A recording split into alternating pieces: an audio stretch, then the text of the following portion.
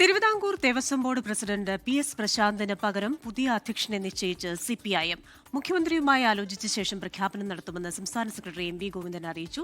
പുറത്തുവന്ന പേരുകാരെയല്ല അധ്യക്ഷനായി തീരുമാനിച്ചിരിക്കുന്നതെന്നും MV ഗോവിന്ദൻ പറഞ്ഞു.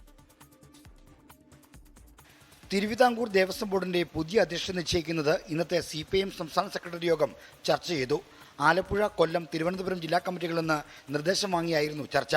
മുഖ്യമന്ത്രിയുമായി ആലോചിച്ച ശേഷം പ്രഖ്യാപനം നടത്താനാണ് ധാരണ. അതിപ്പോൾ തീരുമാനിച്ചിട്ടുണ്ട്. തീരുമാനിച്ചു. അത് ഗവൺമെൻറ്റല്ലേ തീരുമാനിച്ച് പറയേണ്ടത്, ഞങ്ങളല്ലോ. നിങ്ങൾ പലരും എഴുതിയിട്ടുണ്ടല്ലോ പേര്, ഒരുപാട് പേര്. നിങ്ങളെല്ലാം ആ പേരൊന്നുമില്ല.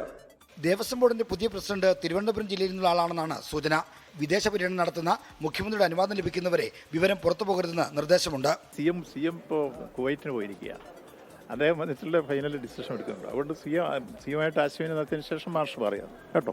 നിലവിലുള്ള ദേവസ്വം ബോർഡ് പ്രസിഡന്റ് PS പ്രശാന്തിന്റെയും അംഗം A അജികുമാറിന്റെയും കാലാവധി ഈ മാസം 12-ന് അവസാനിക്കും. അന്ന് ചേരുന്ന മന്ത്രിസഭാ യോഗത്തിലായിരിക്കും ഔദ്യോഗിക തീരുമാനം. 24 തിരുവനന്തപുരം.